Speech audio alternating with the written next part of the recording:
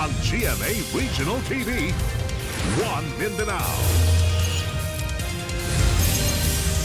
Aniya na mga dagkong balita karong adlaw sa One Mindanao. Pagpangawat sa customer sa kita sa gikan ang balot sa Davao City sa pool sa CCTV.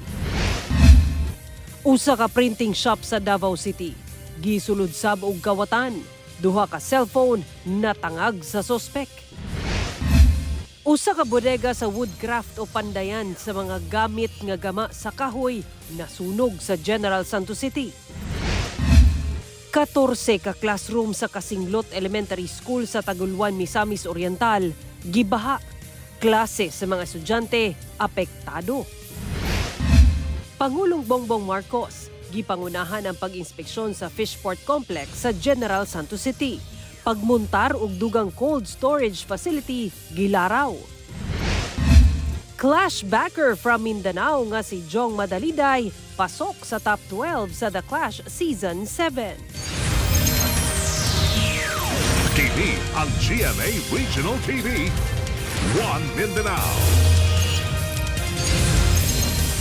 Mayong hapon Mindanao, ako si Sara Hilomen Velasco.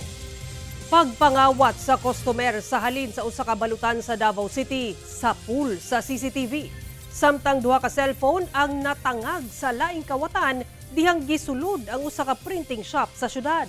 Nakaalerto si Argil Relator.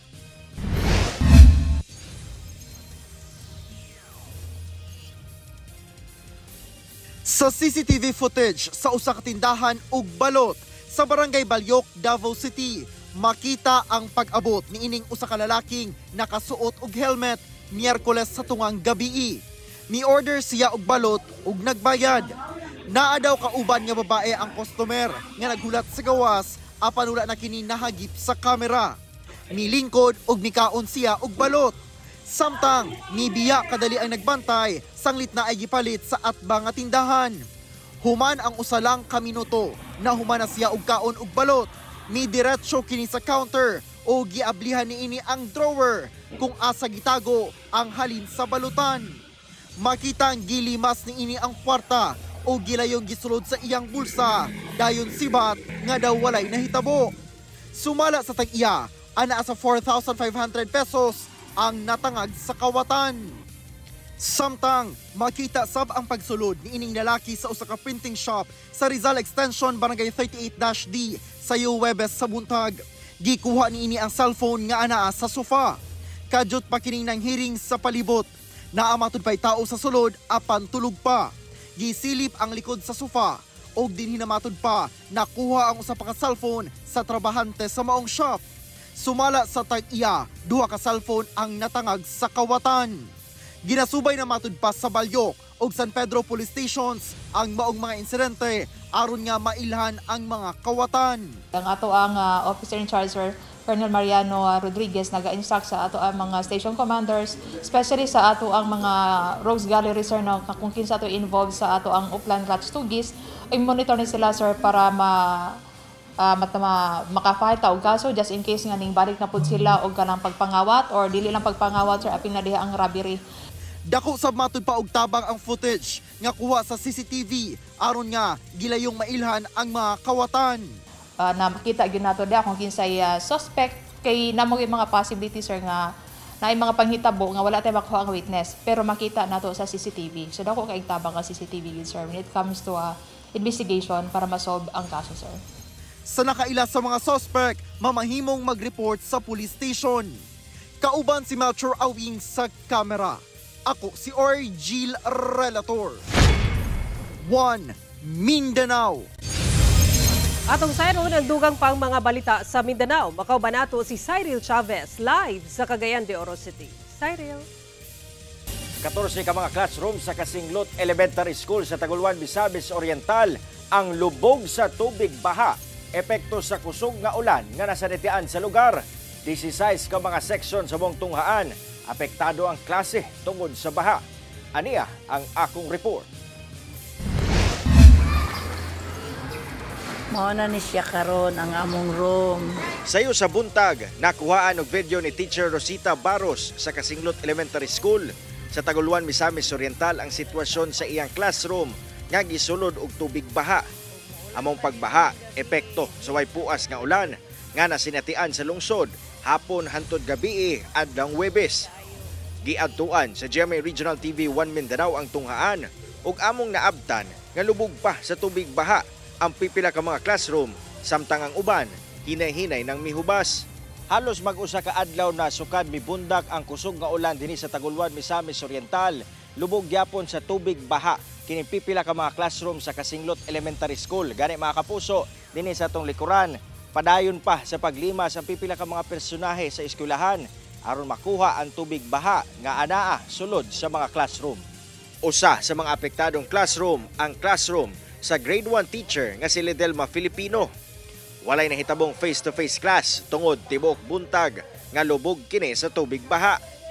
Ang mga maestra nagbutas na sulod sa classroom. Gani, aduna pa yung mga estudyante nga naglimas sa tubig baha.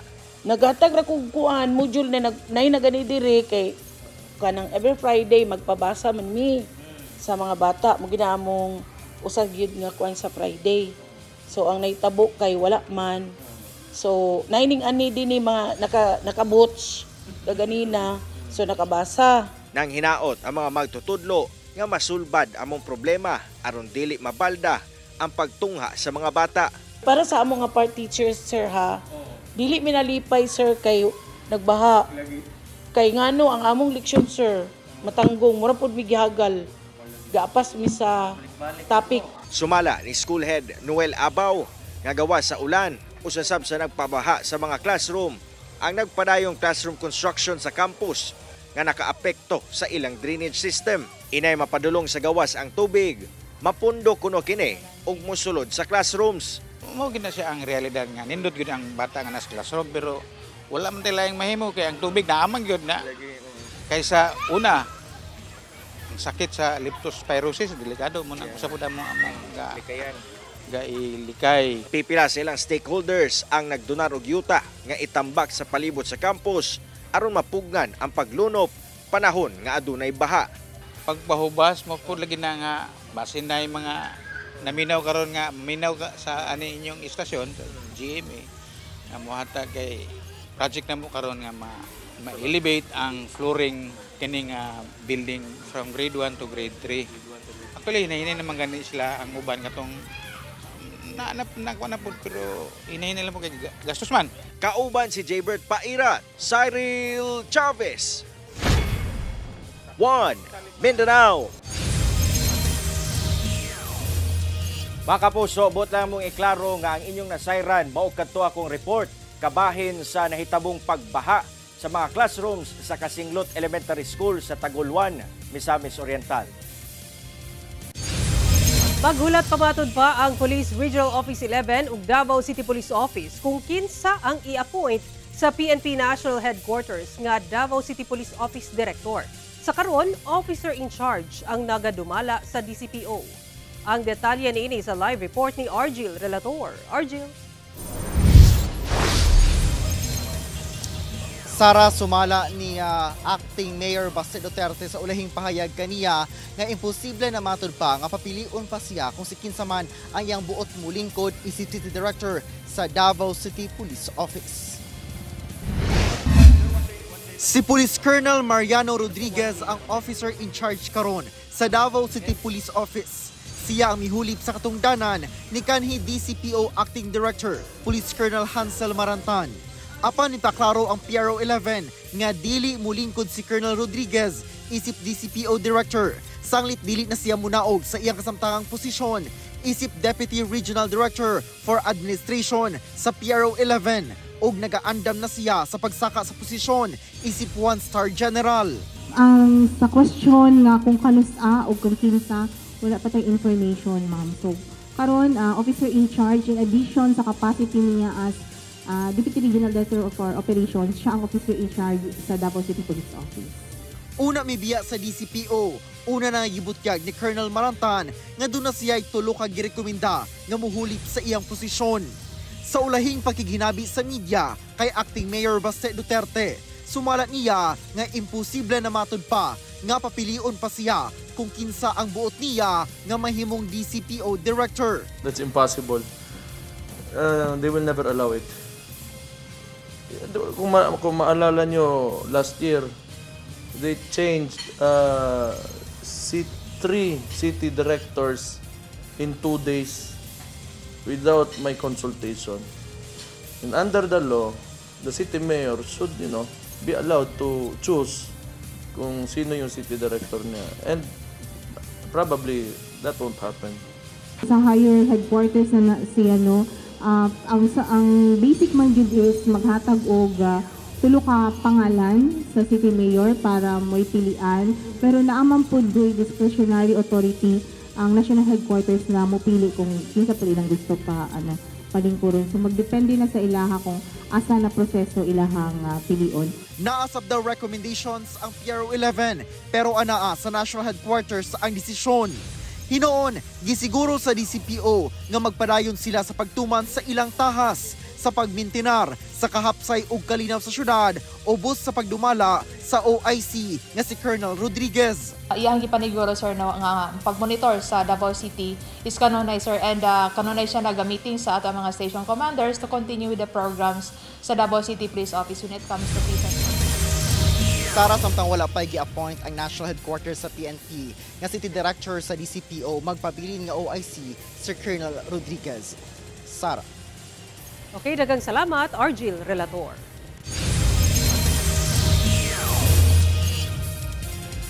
Usa ka bodega sa Woodcraft o pandayan sa mga gamit nga gama sa kahoy ang nasunog sa General Santos City. Nakaalerto si Efren Mamak. Paspas nga gilamoy sa kalayo kining usa ka bodega sa Woodcraft o pandayan sa mga gamit nga gama sa kahoy sa usa ka compound sa Barangay San Isidro, General Santos City pasado alas 6 Huwebes sa gabii. Gilayon kining girespondihan sa kabomberuhan. Nadeklara kining fire out human ang kapinduha ka oras. Atol sa hitabo, ug daw ang mga gamit sama sa wooden door sa balay ug uban pa. Hinuon walay naangol atol sa hitabo. Matud sa opisyal sa mong barangay, dunay nag-spark sa moong bodega nga hinungdan sa moong sunog. Gilayon kining gipakgang sa mga trabahante apan wala mi ubra. Base sa mga naka-istorya nato dito na mga residente, na sila nakita nga nag-spark. So ilahing gipalong sa ilahang fire extinguisher.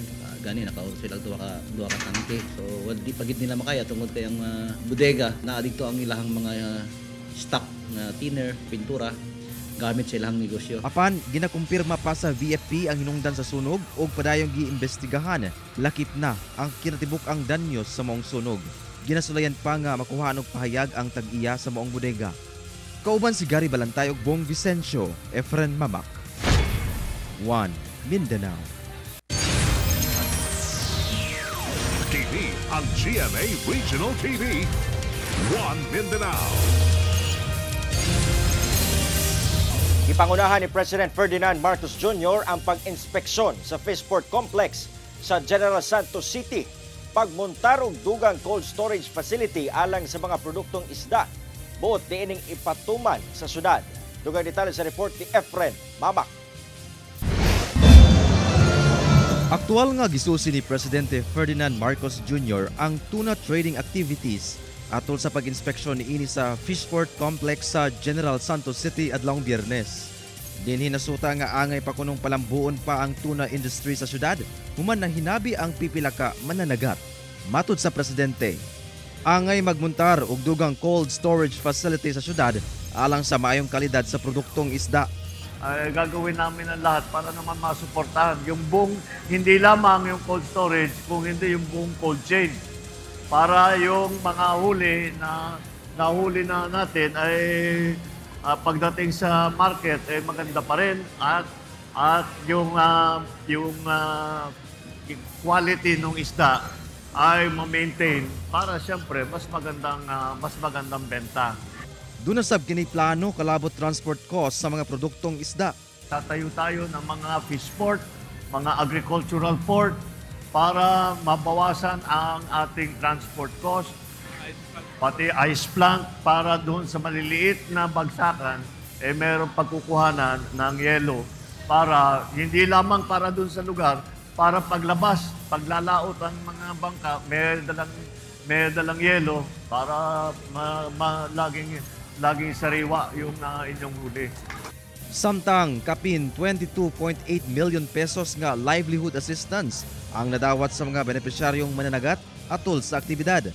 Langkuban kini sa fish aggregating device, fishing boats, farm inputs ug uban pa. Kaning pagkahatagan ni sa nadisgrasyahan gud nga bangka. Kay nadisgrasyahan man tong bangka kung pagkabagyo. Yung pamimigay ng mga ganitong mga startup na mga gamit, and then ibuboost pa namin yan ng technical assistance, monitoring, and alam mo, coaching, mentoring sa ating mga fisher folk hanggang sa sila'y tuluyang makabuo ng business. Mibisita sab ang presidente sa usa ka processing plant sa canned tuna, Lakip Coconut Plant sa Barangay Tumbler. Kauban si Gary Balantay ug Bong Vicencio, Efren Mamak. 1 Mindanao. Dunay pagpaklaro ang usa sa mga petitioner nga mibatok sa konstruksyon o mibatok sa Samal Island Davao City Connector Bridge Project. Kini man nagpagawa sa Writ of Kalikasan ang Korte Suprema kalabot sa pagpatukod sa tulay.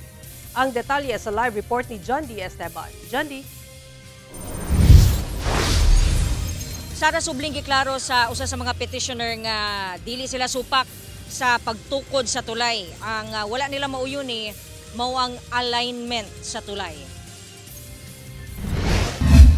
Subling giklaro ni Attorney Mark Peñalver, ang Executive Director sa Interfacing Development Interventions for Sustainability o IDES, nga wala sila misupak sa pagtukod og tulay nga musumpay sa Samal Island ug Davao City. Ang ilaha, wala sila makauyon sa alignment sa ginatukod nga Samal Island Davao City Connector Bridge. Kini human sa pag-issue sa Supreme Court o Writ of Kalikasan nga nagbando sa pipila ka hingtungdang government agency o sa Chinese contractor sa mga proyekto nga tubagon ang petisyon sa mga environmental group kalabot sa aktibidad sa pagtukod sa tulay nga nakadaot matud pa sa marine ecosystem. Miani usab og pagsaway sa kadaghanan ng mga petitioner tungod makahatag unta daw og kaharuhay ang tulay sa mga residente labi na sa pagdala sa mga pasyente sa dagko nga ospital ug ang pagbiyahe sa mga abot sa mga mag-uuma. Dili jud against the bridge. Daw nga to lang ipangitaan nato og pamaagi or pangita nato area nga less ang ilang impact sa environment or wala choice impact sa environment. These coral reefs play their role as buffers no sa kanang mga tsunami or mga storm surges. So kung karon mag-epektuhan nga to ang mga coral reefs, kinsa na po na protekta sa mga coastal community. Pangutanan ni Attorney Peñalver, ug galing matukod na gyud ang tulay, andam na ba daw ang isla sa kausaban nga hatod niini? Pero in the long run, tunaw na to ang bigger picture ani. Unsa pud ang mahitabo sa Samal, of course. No, daghan ng mga infrastructure na mga nulod diri, daghan ng mga businesses na mag-put up diri, daghan ng mga investments na masulod, daghan ng mga sakyanan na masulod. Is Samal City ready for that? Gikuhaan sa GMA Regional TV 1 Mindanao pahayag ang lokal nga panggamhanan kalabot niini apan wala pay tubag. Hinuon nagpagula og pahayag si Mayor Toto Reyes sa iyahang Facebook account. Kinsa miingon nga deserve matud pa sa mga Samaleños ang maayong kaugmaon ug kabahin ng tulay niini ug nanawagan nga ipadayon ang konstruksyon sa maong proyekto. Samtang taliwala sa mong issue, nagpagula sa pahayag si kanhi Samal Island Mayor Aldavid Oy, kinsa miingon nga dunay mga na-report nga mining operation sa Mount Hamiguitan nga nadeklara nga UNESCO World Heritage Site. Pero daw, way nag-file og Writ of Kalikasan. Tubag ni Attorney Peñalver, we are not part of the government. Ang question din nga nagako is, who allowed these operations to operate in those areas? Gi-question sab ni Attorney Peñalver ang matud pa environmental issues sa Samal. Mga resource na nag-expand beyond sa areas na allowed sila and kaning ilang mga wastewater, ang ilang mga basura, and kanang mga structures nila no na nag-extend sa beyond the shoreline. And I think visible man kayo siya. Nganong dili man nila mapagtag or dili man nila ma-monitor, ma-hold accountable ng kanilang mga resource. Wala pa'y tubag ang LGU kalabot niini.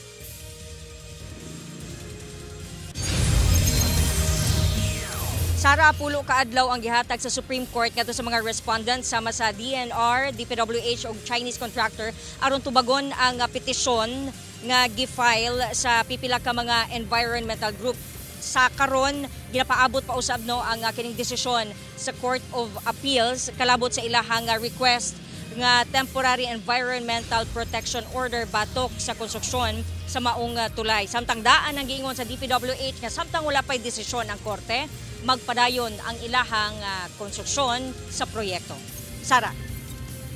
Okay, daghang salamat, John D. Esteban. Kapin 5 million pesos nga kantidad sa smuggled cigarettes ang nakumpiska sa kapulisan sa managlahing operasyon sa Lanao del Norte ug Iligan City. Usa ka miyembro sa pulis lakip sa nasikop sa buong operasyon. Ang detalye sa report ni James Paulo Yap.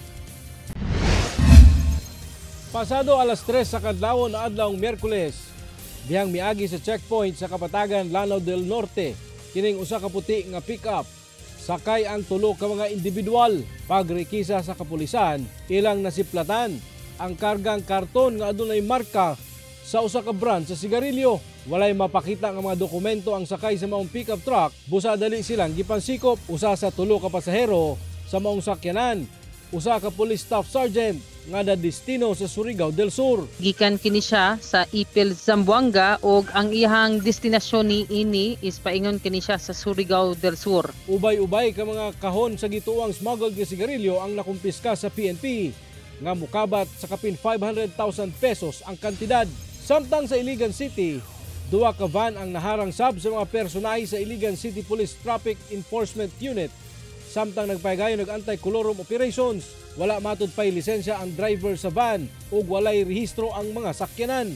Dihang girekisa sa kapulisan ang maong van, mitambad kanila ang kinarton nga mga gituuhang smuggled nga sigarilyo. Allegedly, ang maong van gikan sa Balui, Lanao del Norte ug ilaha kining i-distribute ang maong mga smuggled cigarettes sa syudad sa Cagayan de Oro ug sa Iligan. Mikabat sa 119 master cases sa smuggled cigarette ang nakuha sa kapulisan gikan sa duha ka mga van nga adunay market value nga 4.8 million pesos. Ang maong mga dinakpan posibleng mag-atubang og kasong Anti-Agricultural Smuggling Act o violation sa Customs Modernization and Tariff Act. Dugang kasong administratibo sab ang atubangon sa pulis nga nalambigit sa maong illegal nga aktibidad.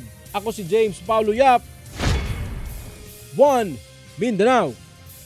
Padayon ang operasyon sa Cagayan de Oro City LGU batok mga pasaway nga mga street ug ambulant vendors sa palibot sa Cogon Market. Lakip mga paninda sa mga pasaway nga vendors gipang kumpiska. Ani ang report.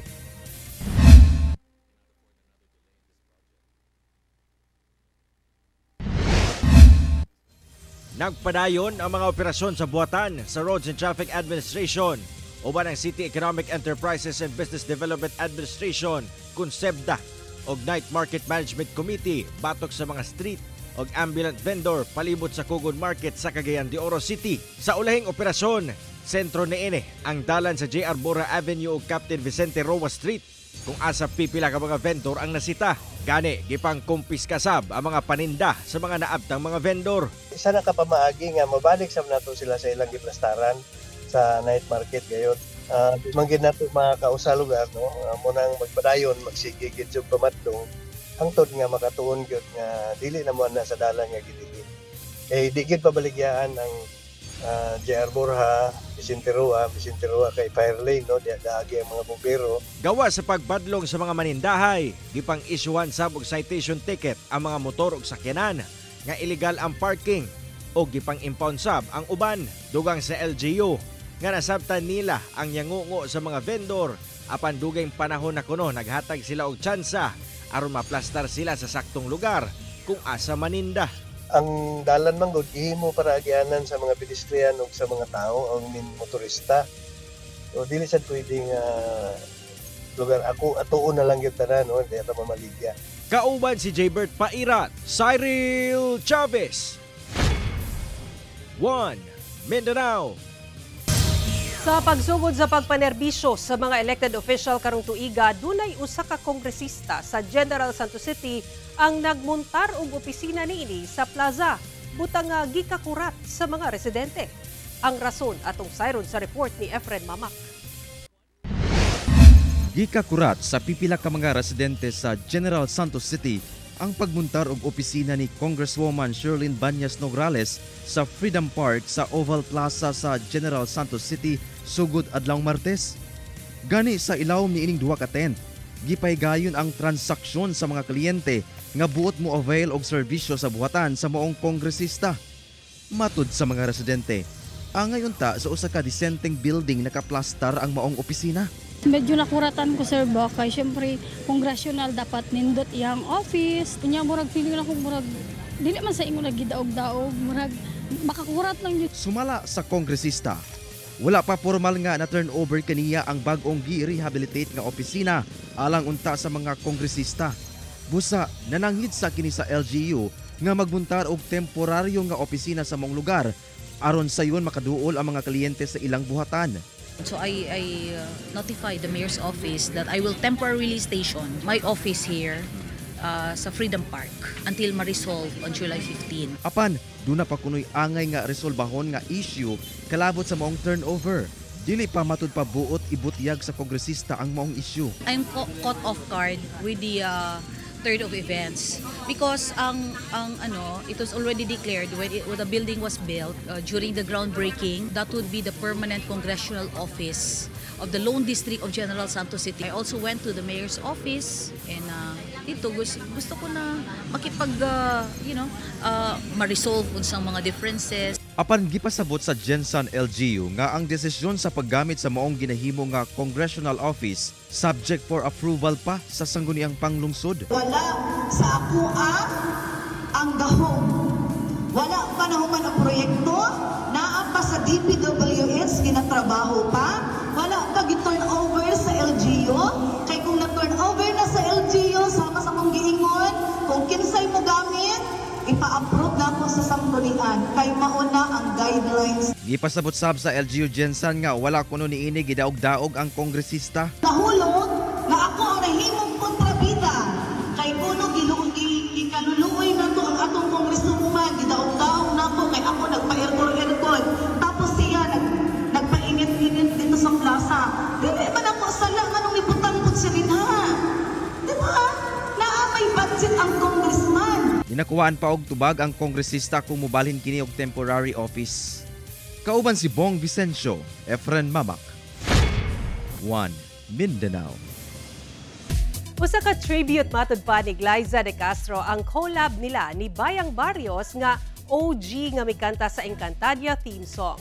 Samtang round 2 na sa The Clash Season 7 kung asa magtigi ang unom ka New Clashers ug unom ka Clash backers. Ani report.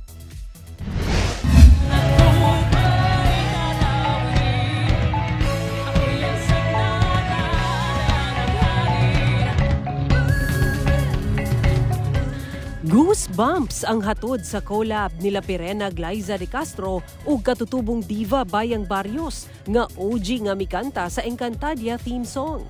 Gibutangan na ni Glyza og lyrics ang theme song sa Enka nga Tadhana ang title. Sumala ni Glyza, inspired ang lyrics sa usa ka eksena niya sa Encantadia Chronicles Sangre. Una sab na dungog ang lyrics sa iyang Sangre Pirena transformation. Nalipay si Glyza nga natuma na ang collab nila ni Bayang. Gikahinganghan niya ang setup nga dunay kulintang ug chimes. Gipaambit sab ni Glyza ang istorya sa Tadhana song kung asa nganong chant lang ang daw madungog. 2005, 2016, ang naririnig lang natin lagi is uwe, uwe. Tapos ano lang siya, in-explain siya sa akin ni Miss Bayang kung ano yung story behind it. Pero siyang kalikasan na nasira. Yun yung description sa kanya ng composer. Nag-chant lang talaga siya, freestyle lang talaga siya. And then ako naman, bilang nasira yung kalikasan, gusto ko pa rin lumaban. Samtang gikan sa 24, top 12 na lang ang maglaban-laban sa The Clash Season 7. Gilangkuban kini sa unom ka New Clashers ug unom ka Clash backers. Ug lakip sa Clash backers si Jong Madaliday from Cotabato City nga lakip sa Clashers ni adtong Season 1. Pasok sab sa 6 Clash backers sila Vilmark from Pampanga, Nef Medina ug Tomby Romulo from Cavite, Bea from Baguio City ug Arabel de la Cruz from Laguna. Buot matud pa nilang tanan nga balikan ang ilang nagkadiyang season kung asa sila misalmot. I was the first runner-up. Kaya ngayon ang ginagawa ko is I just give my 110% with every performance. Kung babalikan yung season 1, siguro nung panahon na nagkasakit ako. So nilaban ko yun hanggang grand finals. Nadala-dala yung na yun. So gusto kong balikan yun. So parang kung madadala ko lang yung mindset ko ngayon, pabalik ng season 2, na parang mas ine-aim kong ma-enjoy yung performance ko, kailangan malinis. Yung pyesa ko, Kasi medyo doon ako nagkaroon ng problema. Siguro yun yung bagay na ayusin ko nung season 1 na kahit hindi man ako manalo, at least man lang na i-perform ko siya ng maayos. Yung lessons po na natutunan ko ng season namin is yun nga po, kailangan mas matapang ako ngayon. Nag-sorry ako on TV. Oh my God, pag naalala ko yun talaga. Sa singing contest, nangyayari po talaga yung mga hindi po naasahan. Kaya dead na po ako sa mga basher nun. Apan silang tanan, mas buutan awon ang future alang sa ilang first step on the road to stardom. At tangi ang tagisan ng talino at boses sa Clashbackers ug New Clashers sa round 2 sa The Clash Season 7 sugod July 6. Sara Hilomen Velasco, 1 Mindanao. TV ang GMA Regional TV, 1 Mindanao.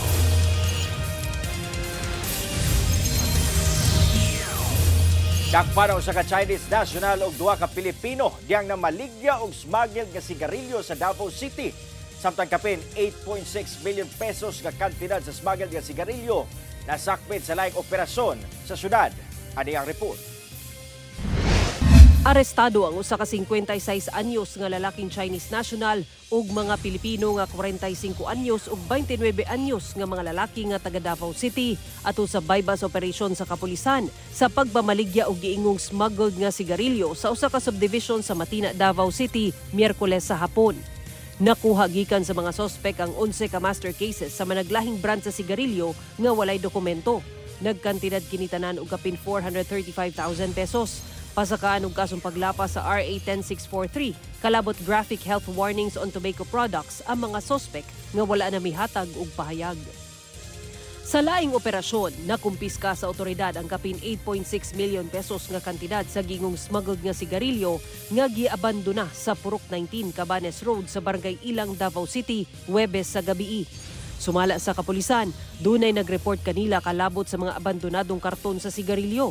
Dihang miresponde sila, nakamatikod matud pa sa operasyon ang 26 anyos nga lalaking sospek nga taga Davao City. Kinsa mo'y nagbantay sa maong mga sigarilyo ug gilen kining miikyas. Na-recover sa otoridad ang 431 master cases sa gingong smuggled nga sigarilyo, gituhang shabu ug caliber .45 nga pistola. Padayong gipangita ang sospek. Sara Hilomen Velasco, 1 Mindanao. Patay ang usa ka rider human gipusil sa lain pag-rider nga sospek sa Dato Saudi ang patuan sa Maguindanao del Sur. Nagbuyod na og naligo sa kaugalingong dugo kining 38 anyos nga lalaking rider sa kadalanan sa Barangay Lower Salbo sa Dato Saudi ang patuan Maguindanao del Sur pasado alas 8 Miyerkules sa gabii. Ang maong biktima kinsa usa ka mag-uuma gideklarang dead on arrival sa ospital gumikan sa igo sa bala sa pusil sa lawas. Residente kini sa Barangay Buntay sa maong lungsod. Matud sa Police Regional Office Bangsamoro Autonomous Region kon PRO Bar, gilatas sa biktima ang maong kadalanan sakay sa iyang motor padulong unta sa Dato Unsay. Apan dunay laing rider ang nagsunod niini sakay sa motor nga walay plate number ug kalit kining gipusil. Giling misibat ang sospek. Na-recover sa crime scene ang 11 ka basiyo sa dili pamasutang klase sa armas. Padayon ang hot pursuit operation sa PNP batok sa sospek. Lagip na ang pagsuta sa motibo niini. Ginesulayan pang makuhaan og pahayag ang kabanay sa biktima. Makigduyog si Kapuso Sparkle actor Christopher Martin sa araw ng kapatagan sa Lanao del Norte karong Domingo. Ready your hearts, Kapuso, kay Sparkle actor Christopher Martin is ready to steal them. Makigduyog ug magpakilig si Christopher sa Coronation Night sa Binibining Kapatagan 2025. Kabahin gyapon kini sa pagsaulog sa araw ng kapatagan. Ipahigayon na kana sa Domingo, July 6 alas 7 sa gabi sa Municipal Gymnasium sa Kapatagan, Lanao del Norte. See you there, mga Kapuso! Ug mao kato mga walahing balita sa Mindanao karong adlaw. Mamahimo ninyo kini makita pag-usap pinaagi sa pagbisita sa official website sa GMA Regional TV o bisita ang among official YouTube channel ug i-click ang subscribe button para sa pinakawalahing balita. Daghang salamat sa atong mga kapuso sa Mindanao nga nagalantaw kanamong sa atong mga kapuso abroad. Padayon lang sa pagtutok sa mga lokal nga balita matag adlaw tungod sa GMA Regional TV, Local News Matters. Kami ang GMA Regional TV 1 Mindanao, tibok persa para sa mas na komisyon ug mas halapad nga pagserbisyo sa nasod. Happy weekend mga kapuso, mag-amping kita kanunay.